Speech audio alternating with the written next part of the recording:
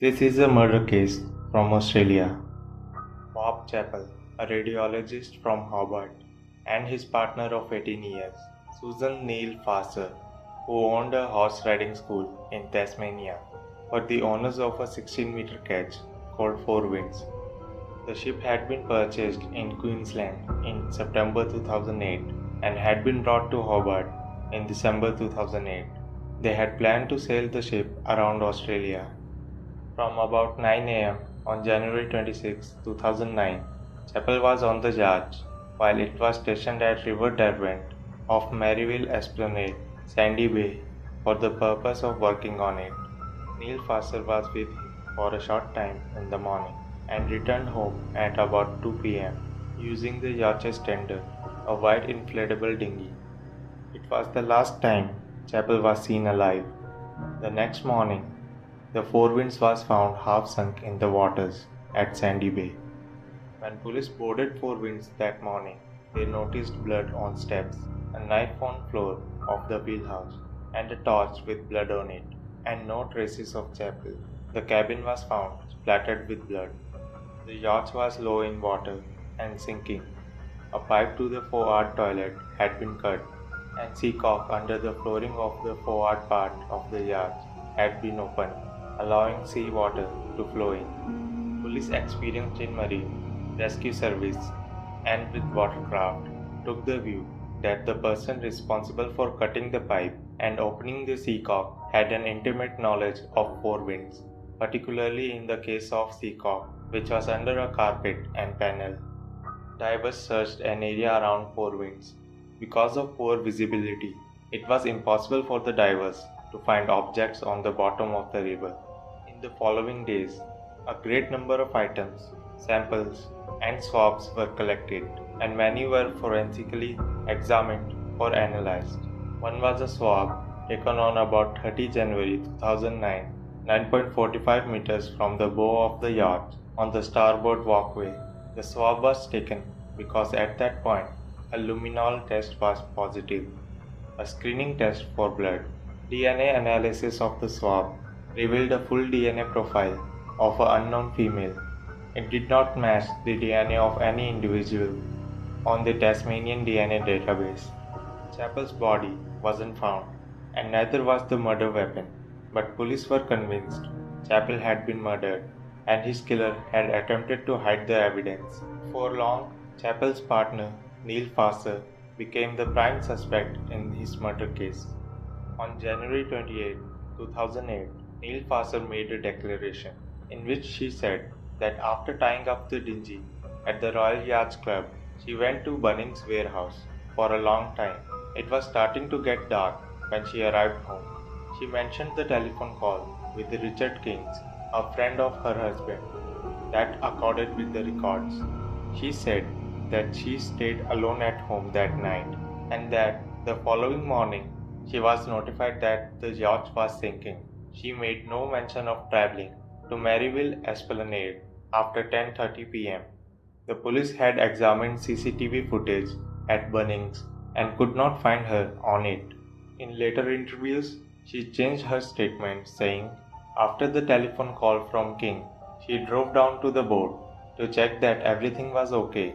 She did not see anything going on at the yacht and drove home. Then later she said that although she had driven down to Maryville Esplanade that night, she left the car there and walked back home to West Hobart for the exercise. Later, she changed her statement again, saying after the telephone call from King, the content of which had unnerved her, she decided to collect the car and drive it home so that it would be available to her to drive to the yacht if Chappell called her, because having regard to the lateness of the hour, he might be asleep. So she walked to the car at Maryville Esplanade. However, on arriving there, she found she had farm keys and not the car keys and had to walk back home to collect them and return once again to the car.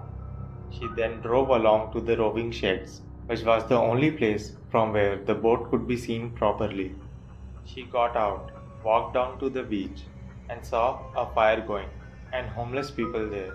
She could not see the boat because it was pitch black.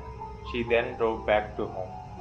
On August 20, 2009, Neil Farser returned home from a consultation with her family lawyer to find police at her home waiting to arrest her. She was then arrested and was charged with murder.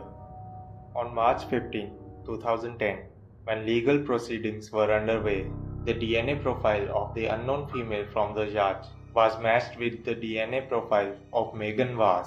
A sample had been taken from her by police for reasons unconnected to this case. The trial began in August 2010. Witness John Hughes stated, between 11:30 p.m.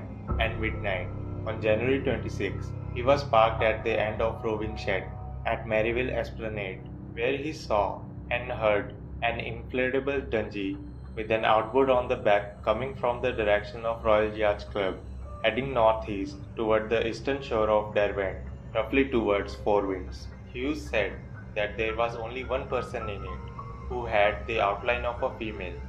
During the course of trial, it was established that Megan Vaz had been 15 years old on January 26, 2009.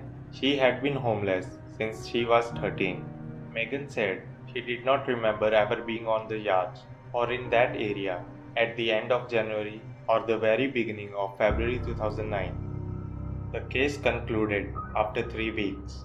In closing arguments, Alice Supreme Court argued that, despite the absence of the murder weapon, a number of clues pointed to Neil Farser.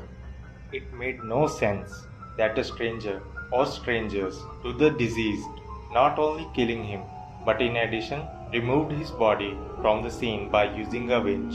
It was argued that the person who cut the pipe to the forward toilet and opened the seacock under the floor must have had an intimate knowledge of the yacht and was not a stranger to it. Also, the use of a winch to remove the body of 64-kilogram deceased was more consistent with one person being involved rather than several. The evidence showed that there was an attempt to clean up the scene of the killing and that a stranger would not have done that. The jury could infer that the appellant had killed the deceased and left his body on the yacht when she went home in the evening and commenced to make and receive telephone calls at 9:17 p.m. It was argued that the telephone call from Richard King unnerved her because he wanted to speak with Bob and instead learned that he was not available. As a result, it was argued the appellant went to boat to dispose of the body and clean up incriminating evidence. It was pointed out that the evidence of Hughes assisted a finding that the appellant used the dinghy to return to the yacht at about 11:30 p.m. to midnight. And in the days and months following the killing of the deceased, the appellant told a great number of lies concerning her movements that day and night, in the course of which she kept changing her statements.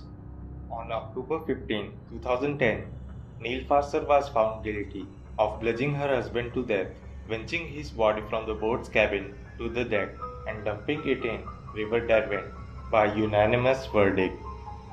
On October 27, 2010, Neil Farser was sentenced to 26 years of imprisonment with a non-parole period of 18 years for the murder of Bob Chappell, both of which were later reduced by years.